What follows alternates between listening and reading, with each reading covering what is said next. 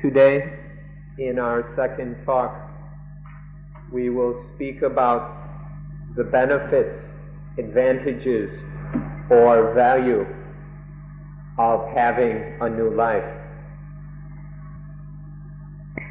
What we'll be talking about includes also the meaning of the words, the flavor, the attractiveness, or we can say the charm of a new life as well.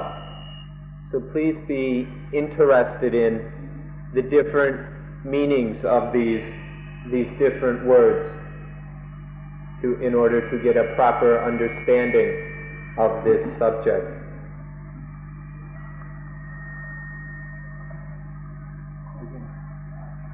The language we use can be a bit of an obstacle.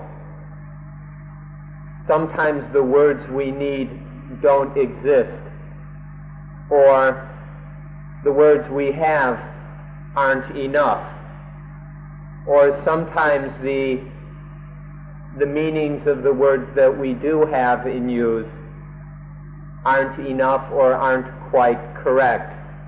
And so because of the limitations of language, we have to use many words in order to express what we're talking about. So please listen carefully in order to get the most benefit from these words. A good example of the difficulties and ambiguities of language is the word happiness.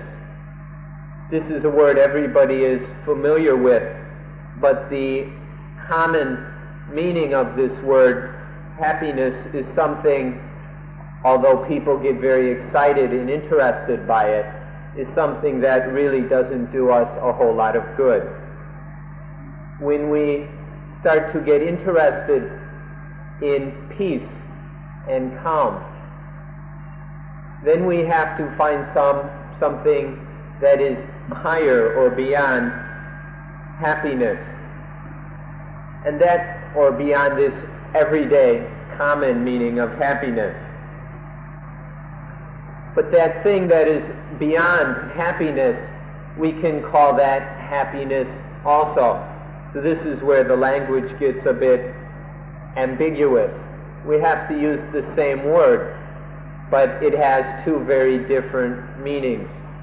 The common happiness that people are chasing around after, and which is all caught up in being happy over positive, attractive things. And then the kind of happiness that is beyond positive and beyond the ordinary happiness. This is something much different. And so we call this real happiness, true happiness, in order to distinguish it from the common understanding of happiness. But still we have to use the same word, and sometimes people miss the important distinction. So please listen to this carefully. Even if we call this thing that is above regular happiness, even if we call it true happiness, genuine happiness, or real happiness, it still has a positive sound to it. We still think of it in a positive way. And this is not quite appropriate for the new life, which is above, which is beyond positive and negative, beyond all of these dualisms. And so to say even real happiness can mislead us. It's very difficult to find the right word to express what we're talking about. The languages we have to use are very limited, but we'll, for the sake of today's talk, allow us to use the word nibbana instead of this word true happiness. When we talk about the thing which is higher than happiness or beyond the highest happiness, better than the best happiness, allow us to use the word nibbana, or the Sanskrit nirvana. We'd like you to have a new word to use in your vocabulary, even if it's a bit of a strange word that you've never heard before.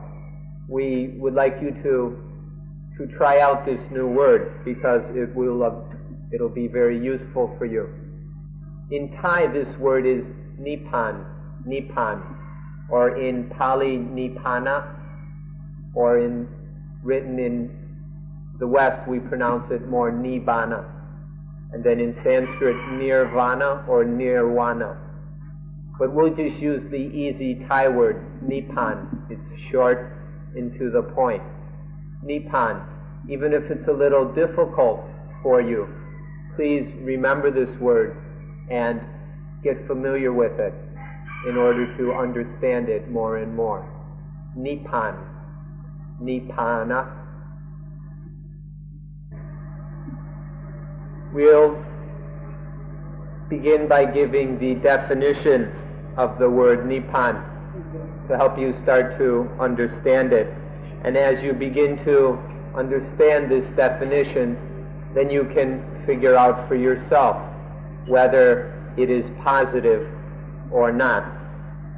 If we start with the roots of the word nipan, the literal origins of the word, it means the quenching of heat, the extinguishing, the putting out of heat, or the quenching of heat, the quenching of thirst, the quenching of dukkha.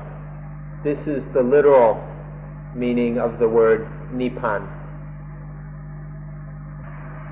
If we examine, we'll see that the word quenching and extinguishing are somewhat different. The word quenching still has a bit of a positive quality to it. It's a bit more interesting or attractive to us, whereas the word extinguishing or extinction doesn't sound as if it has much positive about it. So we'd like to go back to the way this word nipan was used in the Buddha's time, or even before that, to see the kind of meaning it had then. And at that time, it seems to us that the word quenching is more appropriate.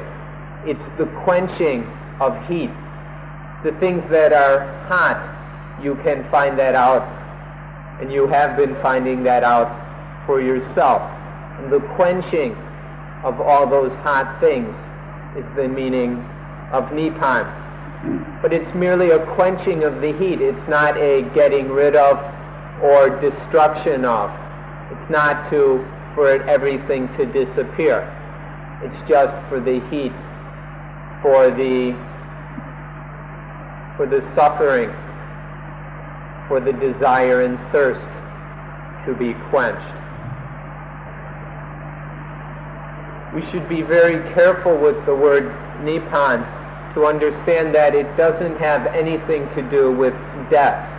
Some people have gotten carried away and assume that nipan means death. Even in Thailand, many people have this incorrect understanding. So be careful that nipan doesn't have anything to do with death. Nipan is the quenching of heat. Death doesn't quench anything. Death can't quench anything. But nipan can. It is the cooling down, the quenching of things that are hot and of heat. The realization of nibbana is a transition or a change from the state of heat to the state of coolness.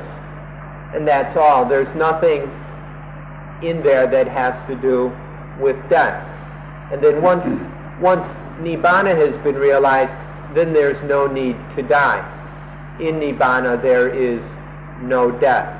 So Nibbana and death have no relationship to each other whatsoever.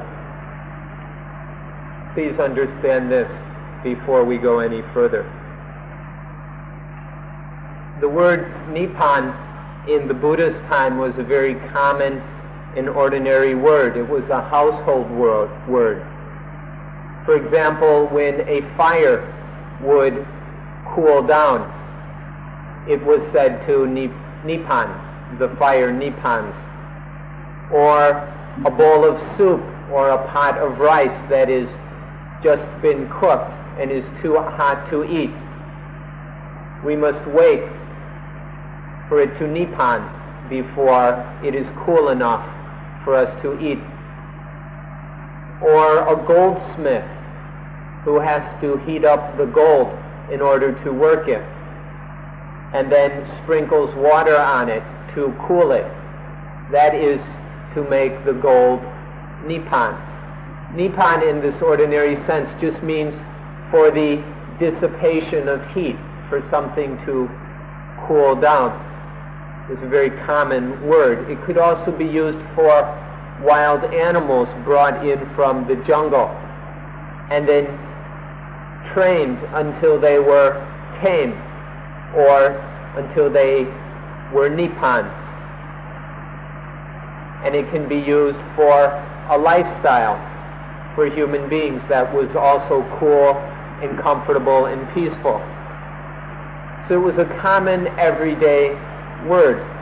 What the Buddha did, instead of invent a new word that people might not understand at all, he just took this common word, nibbana, and gave it a new, higher, very special spiritual meaning.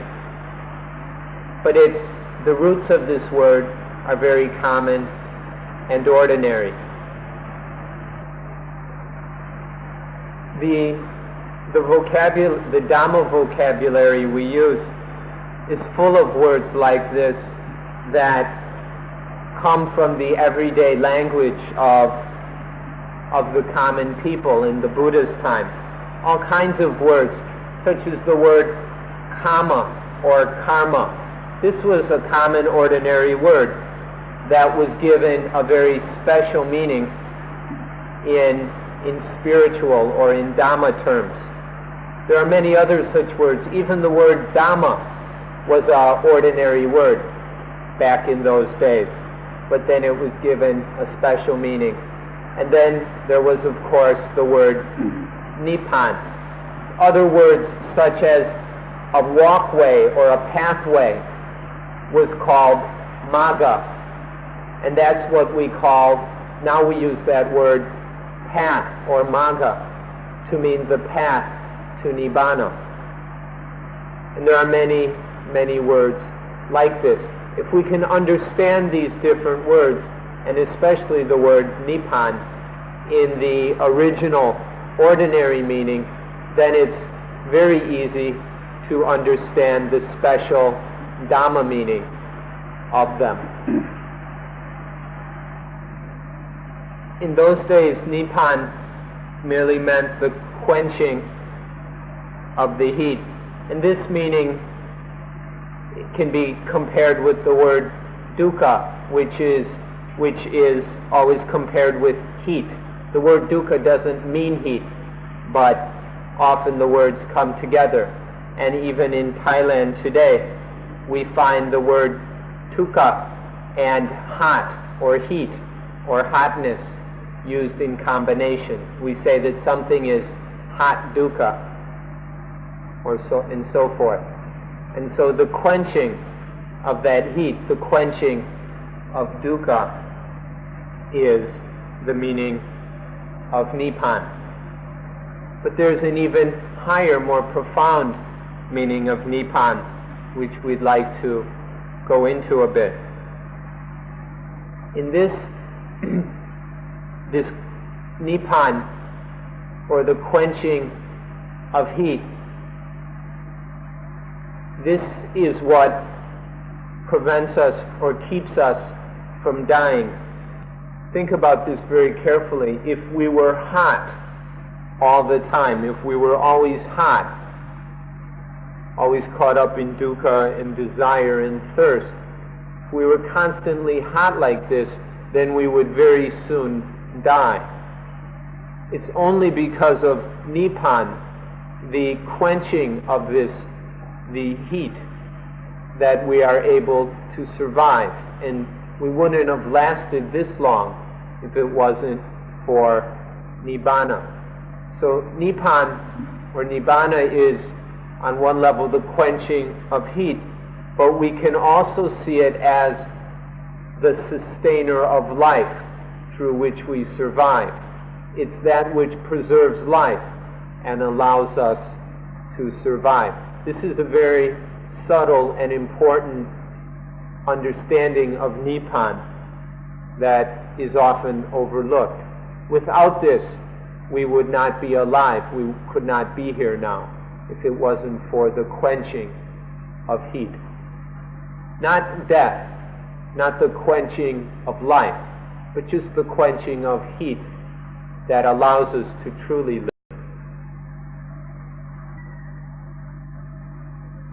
This really deserves your attention, because if we were thirsty all the time, if we were constantly thirsty, before very long we would die. If there was nothing in our life except thirst and hunger and heat, we wouldn't last for more than a few hours. Have you reflected on this before? It's very, very important. It's because of Nibbana, the quenching of this heat, the quenching of thirst and desire, that we're able to rest, to relax, and to sleep at night. This is only through Nibbana that we can even get a decent night's sleep. If there was only thirst and hunger and heat, we wouldn't be able to go to sleep at night. Very soon we'd start having all kinds of neuroses, we'd go crazy, and very soon we would die. Without Nibbana to cool this heat, we can't survive. So Nibbana is that which sustains, preserves, and nourishes or nurtures life, allowing us to survive. It's this quenching of heat, of thirst, of craving and hunger, through which we survive.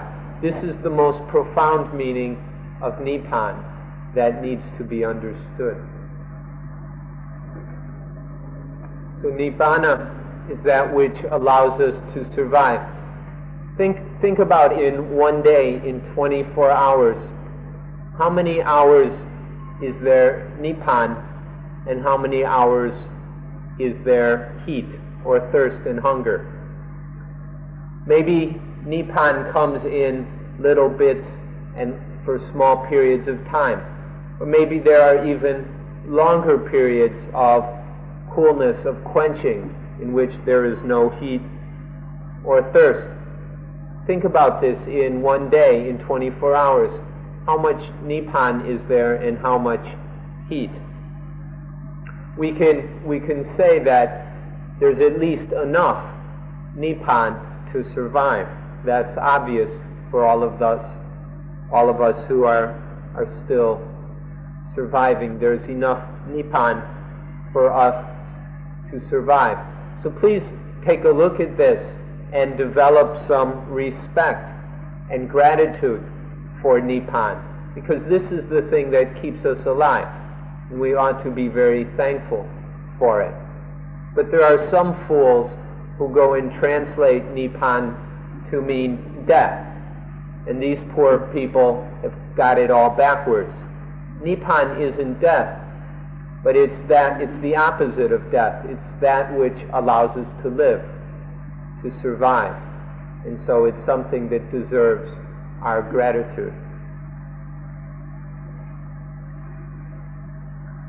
And so the meaning of new life is a life that is much more quenched than the old life. The old life is very hot, and in new life there is a lot of quenching, or maybe even total quenching, so the heat has been completely quenched. This is the difference between old life and new life. If you can understand this, that the new life is a life in which there is a great deal of quenching, then you will be able to see the direction in which we are headed, we need to go. And you can see then the true purpose and benefit of vipassana, of insight meditation, of learning to see things as they really are. This is in order for quenching, for a new life, a life that is the life of quenching the heat until it is completely and totally quenched. This is the purpose or the value of vipassana. We ask that you just learn this word nibbana, or if you prefer the Pali nibbana, instead of translating it, because if we start translating it, it gets easier and easier to get the meaning wrong. So let's just stick with the simple word nibbana and understand its meaning correctly. And the first meaning to understand of nibbana is the thing which sustains and preserves life. It quenches the heat enough so that life can continue, or so that life can be cool. This is the first understanding of nibbana to remember. The second point to understand about nibbana is that it is the summum bonum of Buddhism.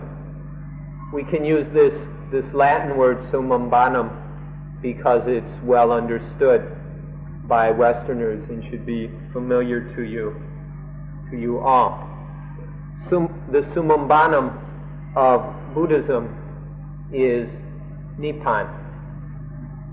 Summum bonum, or the utmost goodness, the highest good which man can get, or which women can get, whichever you prefer. This in Buddhism is nibbana. We can take the general ethical understanding of summum bonum if we wish, or we can take higher levels. Often summum bonum, or the highest good, the utmost good which humanity can get, is described as happiness.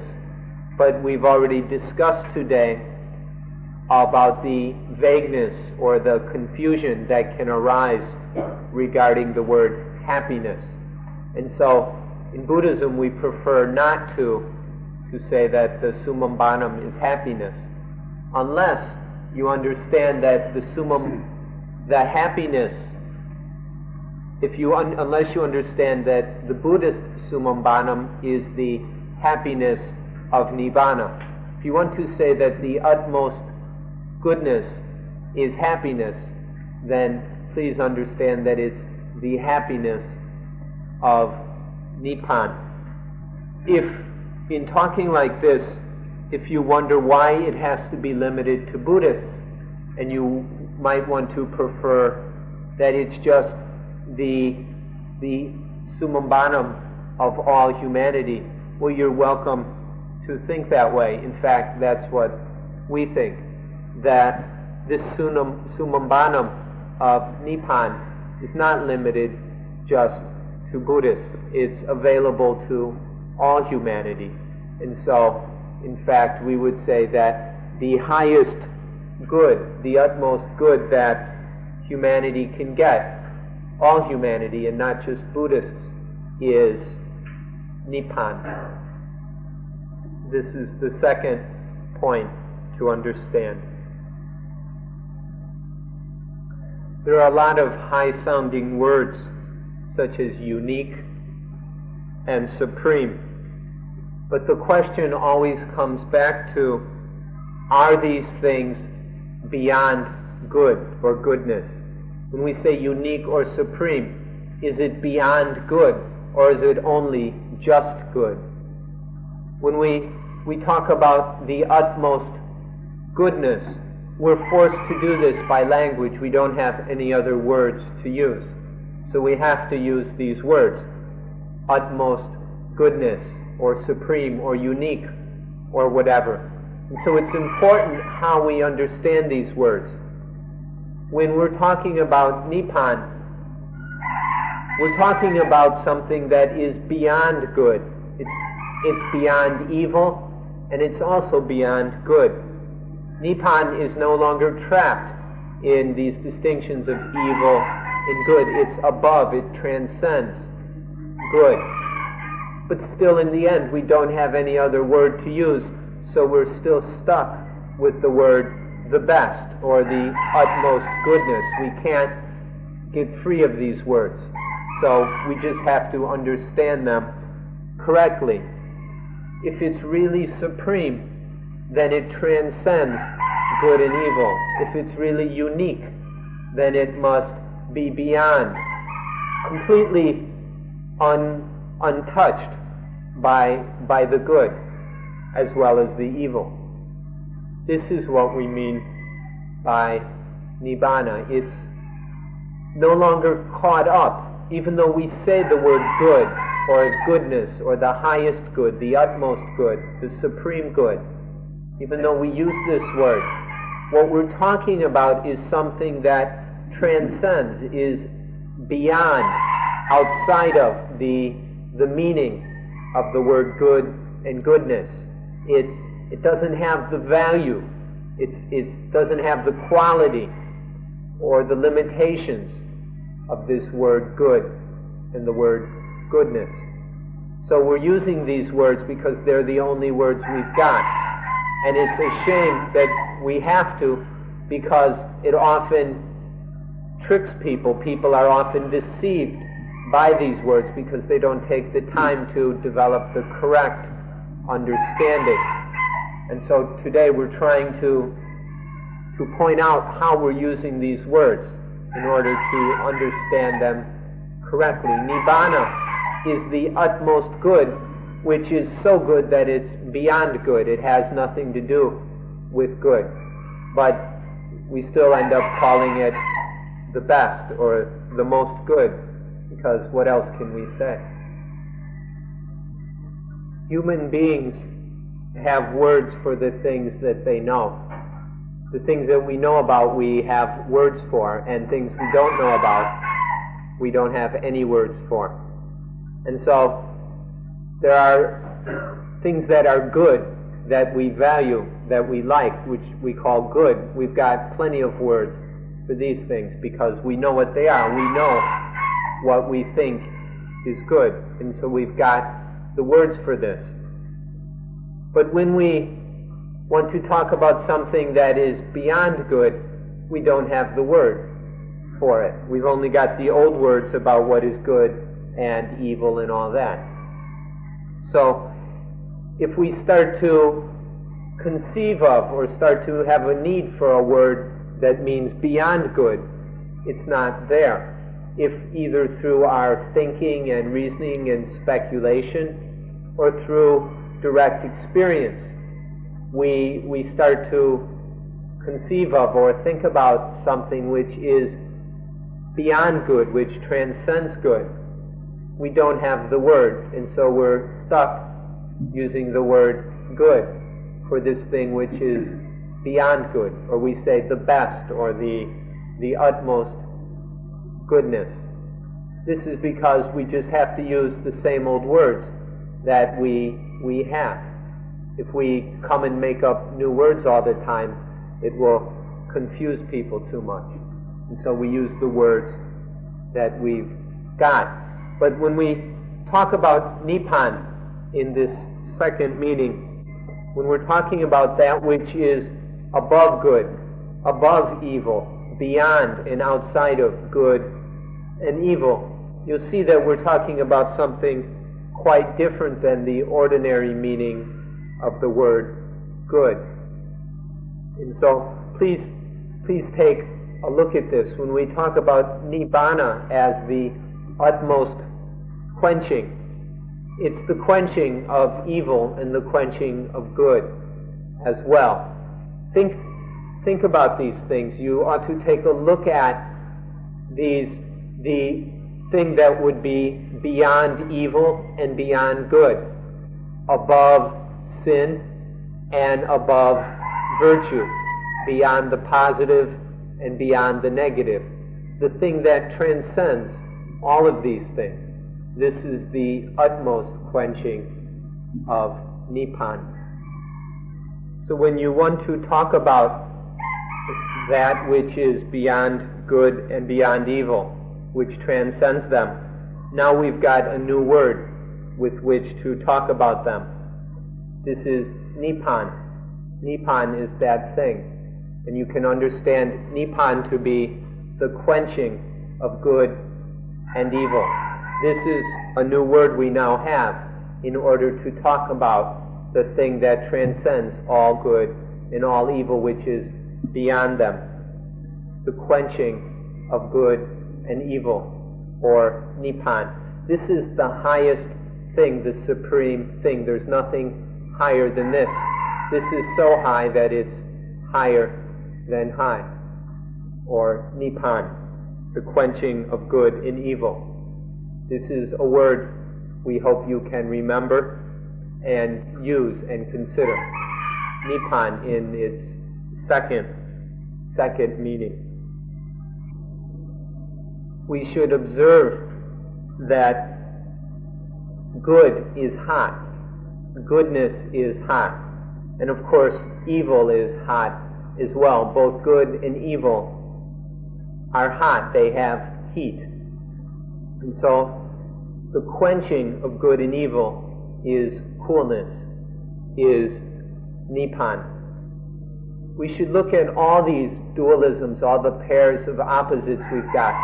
Not just good and evil, not only these are hot, but all dualisms, all these dualistic pairs are hot. And the quenching of them is Nibbana. Especially the biggest dualism of all, the dualism of positive and negative. Positive is hot, and negative is hot. Both of these are full of heat, and the quenching of them is Nibbana. For the positive, we can say that it's a wet heat.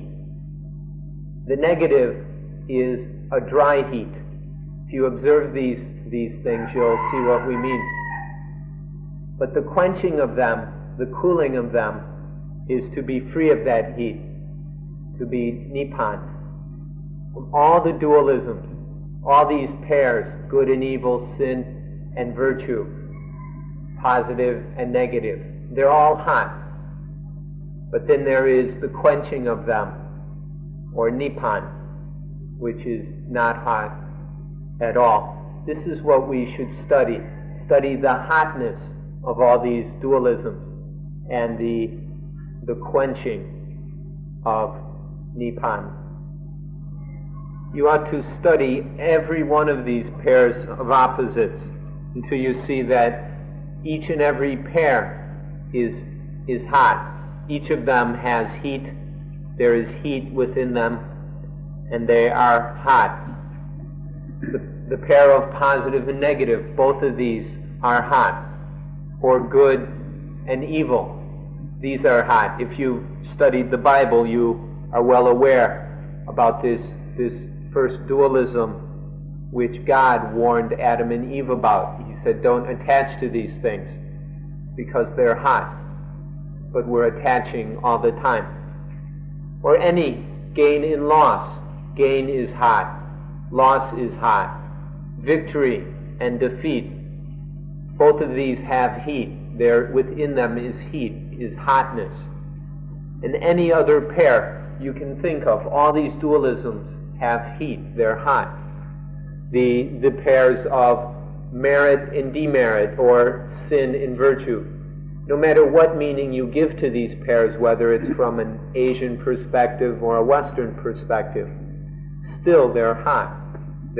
These dualistic pairs are, every one of them, hot. There are dozens of these, but take the time to study them and see that each and every one of them is full of heat. They're all hot. They're burning. Even happiness and unhappiness, or joy and suffering, these are hot as well. We all know that pain and suffering and unhappiness is hot, but we often overlook that this ordinary happiness that we're so often deceived by. This common happiness is hot as well, because it leads to all kinds of desires and problems. So even happiness, the ordinary happiness, is full of heat, is hot. All these dualisms, back to the big one of good and evil, or positive and negative, they're all hot. When we see this, then we can start to see the value of quenching all this heat in order to discover Nibbana, or a life that is cool, a cool life. There's another word that can deceive us, just like the words good and happiness, and this is the word cool, which we just used. We often talk about coolness or the cool life, but we can be deceived by this word cool as well. When you hear the word cool, you're thinking about the opposite of hot. Then we can very easily get trapped in another dualism and get caught up in these attachments again. When we're talking about cool, okay, heat means a lot of temperature, and cool just means a lower temperature, or maybe cold, a very low temperature. But if coolness, in the way you're understanding it, still has some temperature, then it's just an opposite to heat. And then we've got a dualism, and the mind is, and that's not the coolness that we're talking about. So when the cool or coolness we're talking about here is not a coolness that has temperature, except to say that it has no temperature wouldn't be quite right either. Once again, we don't quite know how to put it. But the coolness we mean here is a coolness that is beyond cool, or outside of cool. It transcends both hot and cool. This is the coolness we mean when we're talking about Nibbana, or a cool life. It's not a dualistic cool. It's a cool that's outside of and beyond the ordinary understanding of coolness. So be careful about even this word. It can be deceptive, just like the words good or happy. When you think of the thing which is beyond all duality, that transcends all of the dualisms of good and evil and so forth, then think of the word Nibbana. This is what Nibbana means, this state that is beyond all these dualisms. And so this is the understanding of Nibbana that we are trying to get across here. When we say Nibbana, of course, we don't mean something that's caught within the duality of good and evil. But if we want to say, so when we say that Nibbana is the summum bonum of Buddhism, we should see that it may not be exactly the summum bonum of the Romans. Maybe in the Latin language they didn't have a word like beyond good. They didn't have this word above good. And so their idea of the summum bonum was still a dualistic kind of good. Maybe they didn't have a word like Nibbana, and so the best they could think of was the utmost goodness. But in Buddhism, we have a word that is beyond that. We want to express something that is beyond merely being good, something that transcends both evil and good. And so we have the word Nibbana. So when you're thinking of this state of coolness, of quenching that is outside of and beyond the power and influence of all the dualities of any pair of opposites, then think of Nibbana. This is the summum of the particularly or peculiar summum of Buddhism. We've got another way to look at this to help you understand. When you're hungry, you need something to satisfy the hunger, and then the hunger is quenched. When you have a hunger, you go and eat something or find whatever it is to satiate that hunger, and then you have the quenching of that hunger. But also there's the state when you're not hungry at all, when there's no hunger at all. Now think about these two. Which is more quenching? Which is a higher order of quenching? Where you have to go out and find something to consume or eat in order to satisfy the hunger, or the complete absence of hunger. Which of these is more quenching? When we talk about Nibbana, it's the second kind of quenching. This, when there's no hunger, no thirst, no desire. If there's still desire, then we have to struggle and work and do all kinds of things in order to satisfy that desire, and often we're frustrated, and there's a lot of dukkha associated with the satisfaction of this hunger, of that common kind of quenching. But the quenching of Nibbana, in which there is no hunger, it is free of all those problems and struggles and dukkha. It's beyond this worldly kind of quenching. It's a transcendent quenching, when there's no hunger, no thirst, and no desire. Which of these is higher? Can you see the difference? Which of these is better? The quenching of hunger satisfied, or the quenching of no hunger? If we examine life carefully, we'll see that the desire for quenching is an instinct. This is a fundamental instinct in all living things. All living things have a desire to quench hunger, to quench thirst. And so we can see this in all levels of life. We can see in the mosquito, it has a hunger, and so it sucks our blood in order to quench its desire for blood. Or we can see the young infant quenching its desire by sucking milk from its mother's breast. Or when we're hungry, we want to quench that hunger. We have a desire, an instinctual desire to quench that hunger. And so we look for food. We can see this instinct, this desire to quench, in all levels of life. And as we grow beyond the infant, as we become adults, we have more complicated hungers. But still, we're trying to quench these desires. The desire for fame, and we go about doing things in order to quench the desire to be famous, or to be respected or liked.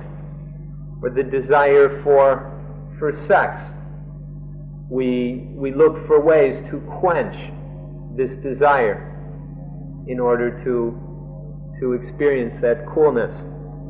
There are countless examples of this in our everyday lives, of this instinct of quenching desire.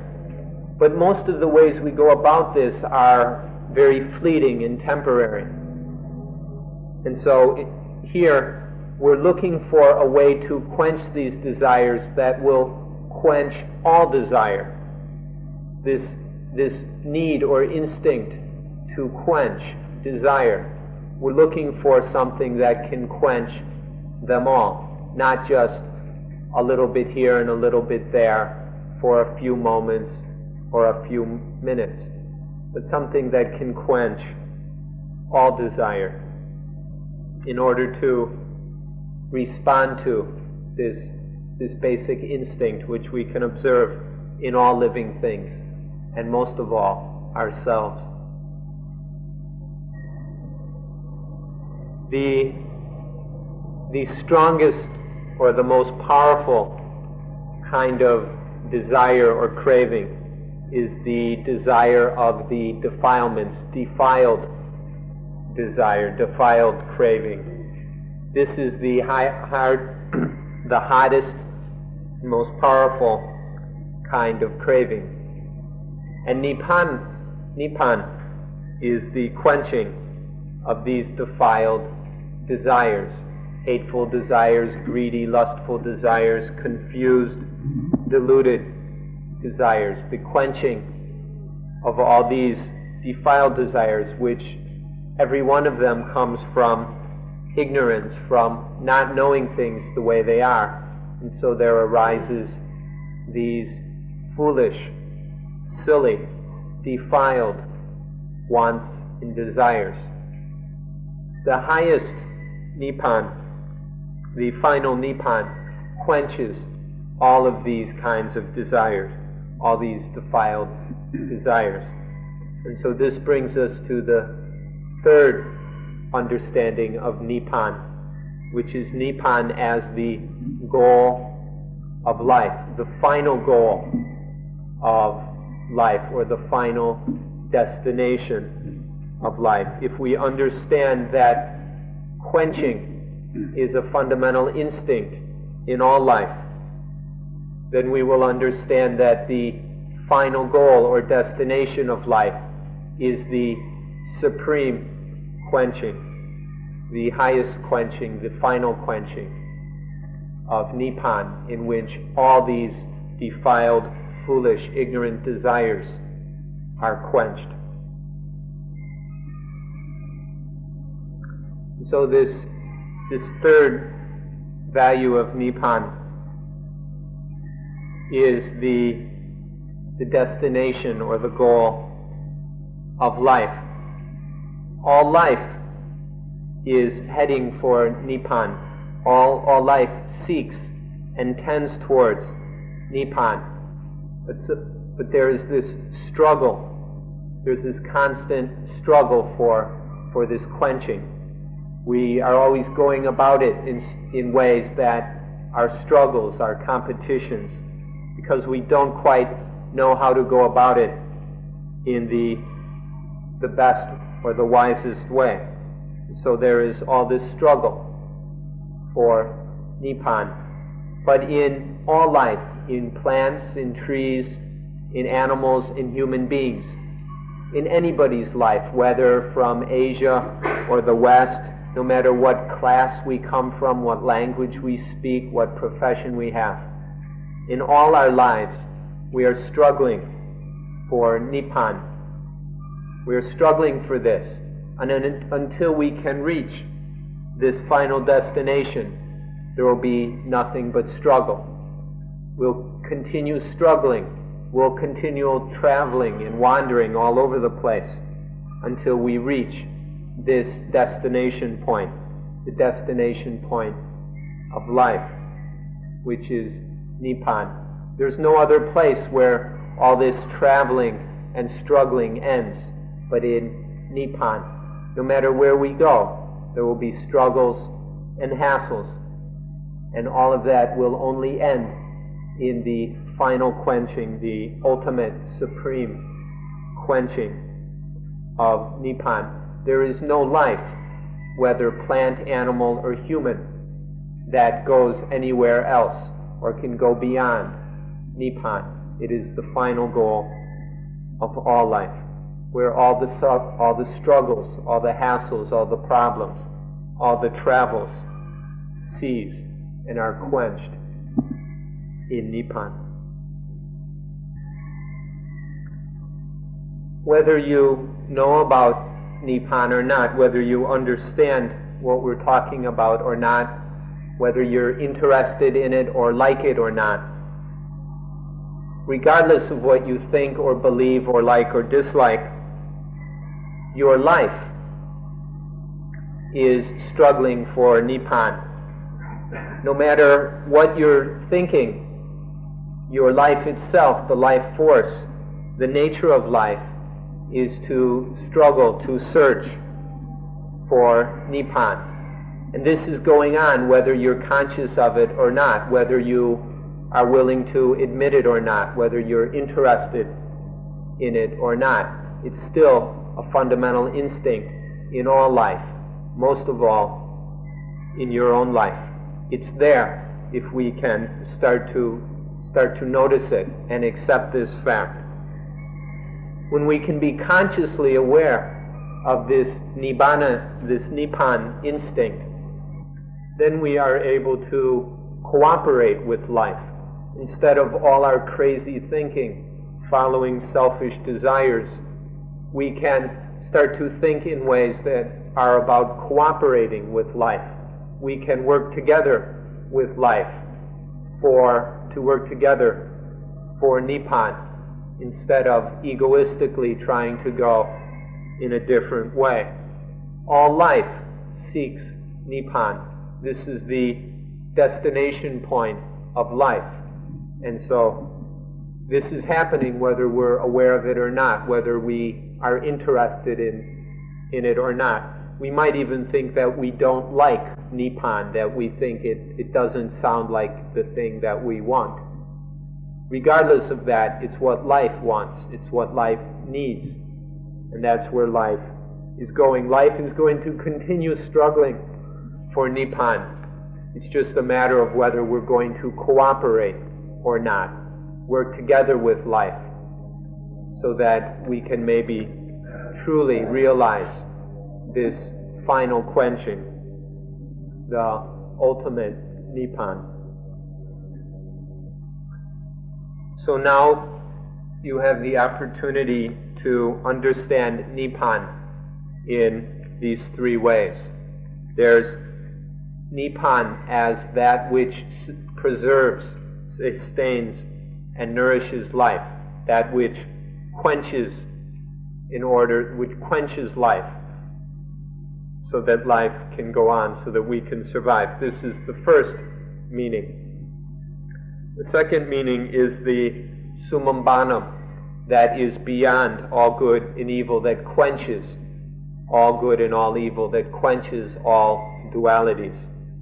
And the third meaning is Nibbana as the final destination of life, the goal of life that you can't escape from. Life will be a ceaseless and constant struggle until this destination point is achieved. So these are three meanings of the word Nibbana. If you understand them, then you will understand the benefits and advantages of Nibbana, or of a new life. When this final goal of life is realized, then there is what we call a new life, the quenched life. Nibbana, if you want to call it the quencher, you think about it and see if that's the right word to use. But at least understand these three meanings and understand the benefits and the value of Nibbana, of a new life. And so now we come to one last question, which is, if that's what Nibbana is, what do we do in order to realize Nibbana? The answer to this question is to practice vipassana, to practice the correct form of vipassana and to do it in the correct way. Practice the kind of vipassana which the Buddha himself practiced and taught. This is the path or the way to the final goal of life, to Nibbana. So, for this reason, please be very, very interested in vipassana. Give it sufficient time and energy in order to practice it correctly, in order to realize the true benefits of vipassana or of meditation. So please practice vipassana with effort, patience, and do it correctly. Then you will realize these benefits that we've been talking about. And this ends today's talk.